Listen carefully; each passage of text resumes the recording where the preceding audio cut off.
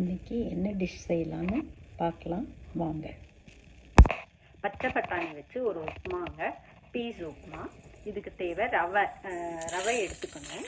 ரவையை கடாயில் ஆயில் போட்டு நல்லா வறுத்து எடுத்து இந்த பக்குவத்தில் எடுத்து வச்சுக்கிடணும்.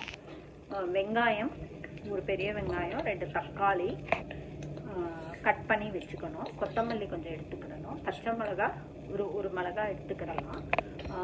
பூண்டு, இஞ்சி கட் பண்ணி எடுத்துக்கணும். பச்சை பட்டாணி தாங்க யூஸ் பண்ணணும். காஞ்ச பட்டாணியை ஊற வச்சு யூஸ் பண்ணக்கூடாது. பச்சை பட்டாணி எடுத்துக்கணும். தாளிக்கிறதுக்கு கடுகு, உளுந்து, கடலைப்பருப்பு, பெருங்காயம், கருவேப்பிலை எடுத்துக்கணும்.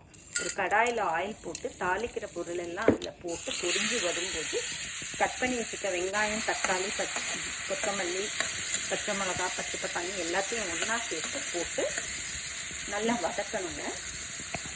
இது நல்லா வதங்கி வர்ற நேரத்தில் கொஞ்சம் கொத்தமல்லி எண்ணெயும் அதில் போட்டுக்கணும். தேவையான அளவு தண்ணியை ஊற்றி நல்லா கொதி வர்ற வரைக்கும் வைக்கணும். கொதி வந்தோடனே ரவையை அதில் போட்டு நல்லா கிண்டி மூடி வச்சு வேக வைக்கணும். கிளறி இந்த பக்குவத்துக்கு வெந்து இந்த பக்குவத்துக்கு வரும்போது நல்லா கிளறி விட்டு எடுத்துக்கிடணும். இந்த பக்குவம் வர்ற வரைக்கும் கிளறி எடுத்துடணும். இப்போ உப்புமா ரவை நல்லா வெந்த பக்குவம் இந்த அளவு வந்த பிறகு எடுத்தோன்னா பீஸ் உப்புமா ரெடிங்க.